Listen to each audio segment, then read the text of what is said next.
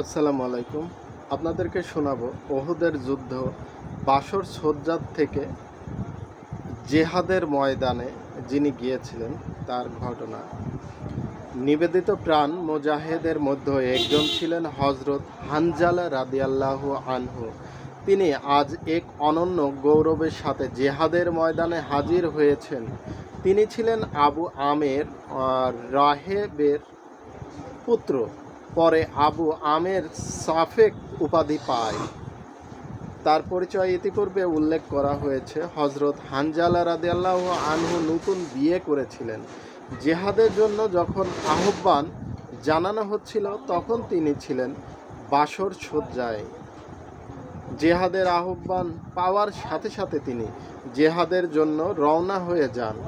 যুদ্ধ ব্যাপকভাবে ছড়িয়ে পড়ার পর হানজালা রাদিয়াল্লাহু আনহু কাফিরদের ব্যূহভেদ করে তীব্র বেগে আবু সুফিয়ানের কাছে হাজির হন।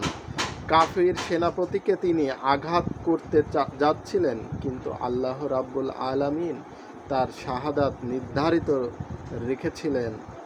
আবু সুফিয়ানকে লক্ষ্য করে তলোয়ার তোলার সাথে সাথে সাদ্দাত ইবনে আত্তস দেখে ফেলে এবং হানজালা রাদিয়াল্লাহু আনহু এর ওপর আকস্মিক হামলা চালায়। এতে তিনি শাহাদাত বরণ করেন। তীরন্দাজদের কৃতিত্ব। জাবালে রুমাতে যে সকল তীরন্দাজকে নবী করিম সাল্লাল্লাহু আলাইহি ওয়াসাল্লাম নির্দিষ্ট দায়িত্বে নিযুক্ত করেছিলেন, তারা যুদ্ধে মুসলমানদের বিজয় ও সাফল্য নিশ্চিত করতে গুরুত্বপূর্ণ ভূমিকা পালন করেন।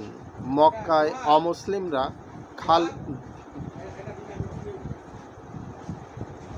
খালেদ ইবনে ওয়ালিদের নেতৃত্বে এবং আবু আমের ফাসেকের সহায়তায় ইসলামী ফৌজের বাম বাহু ভেঙে মুসলমানদের পরাজিত করতে পর্যায়ক্রমে 3 বার হামলা চালায়, কিন্তু মুসলমানরা তাদের সেই প্রচেষ্টা ব্যর্থ করে দেন। তিনি বর্ষণ করে তারা কুরাইশদের ঝাঁঝরা করে দেন। মুশরিকদের পরাজয়। কিছুক্ষণ যাবৎ তুমুল যুদ্ধ সংগঠিত হয়।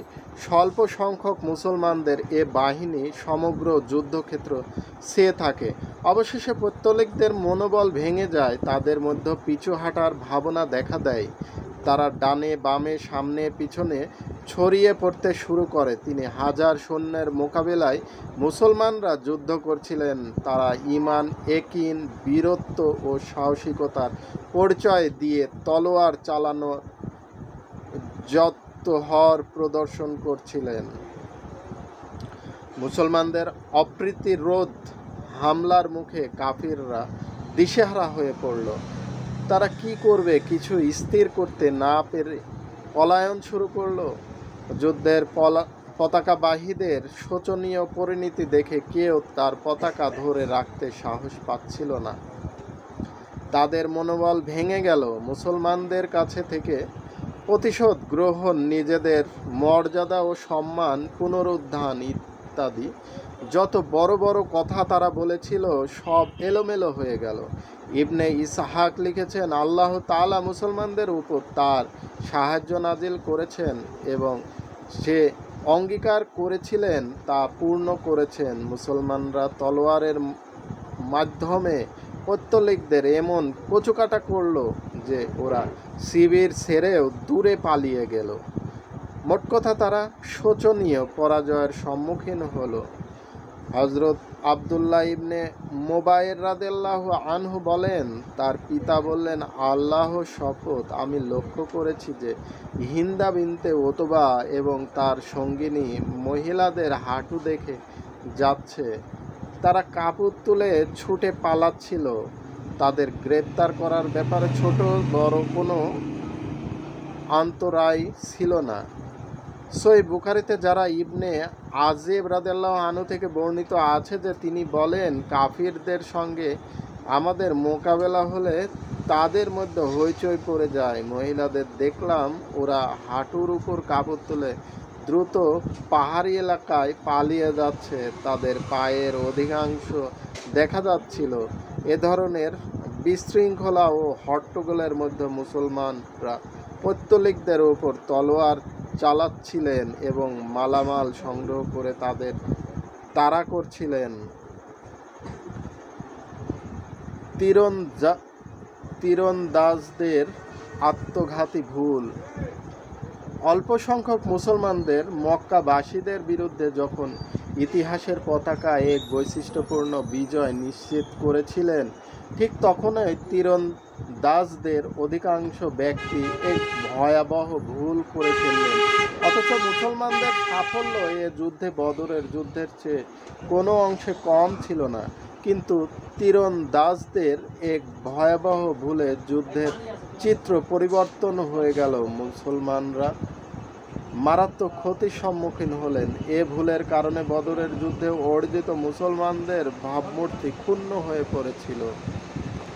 ইতিপূর্বে উল্লেখ করা হয়েছে যে নবী করিম সাল্লাল্লাহু আলাইহি ওয়াসাল্লাম বিজয় ও পরাজয় উভয় অবস্থাতেই তীরন্দাজদের স্বস্থানে অটল ও অবিচল থাকার নির্দেশ দিয়েছিলেন। কিন্তু প্রিয় নবী রাসূল সাল্লাল্লাহু আলাইহি ওয়াসাল্লাম নির্দেশ সত্ত্বেও অন্য মুসলমানদের গনিমতের মালামাল সংগ্রহ করতে দেখে তীরন্দাজরা লোভ সামলাতে পারল না। একে অন্যে বললেন, গনিমত গনিমত, তোমাদের সঙ্গীরা জয়ী হয়েছে, এখন তার কিসের প্রতীক্ষা? তীরন্দাজদের মধ্য থেকে এ ধরনের আওয়াজ ওঠে পর তাদের কমান্ডার হযরত আব্দুল্লাহ ইবনে জুবাইর রাদিয়াল্লাহু আনহু তাদেরকে রাসূল সাল্লাল্লাহু আলাইহি ওয়াসাল্লাম নির্দেশ স্মরণ করিয়ে দিয়ে বললেন, তোমরা কি ভুলে গেছো রাসূল সাল্লাল্লাহু আলাইহি ওয়াসাল্লাম তোমাদের কি আদেশ দিয়েছেন? কিন্তু আদেশ তীরন্দাজ রাসূল সাল্লাল্লাহু আলাইহি ওয়াসাল্লাম তীরন্দাজ হযরত আব্দুল্লাহ রাদিয়াল্লাহু আনহু এর কথা প্রতি ভ্রুক্ষেপ করলেন না।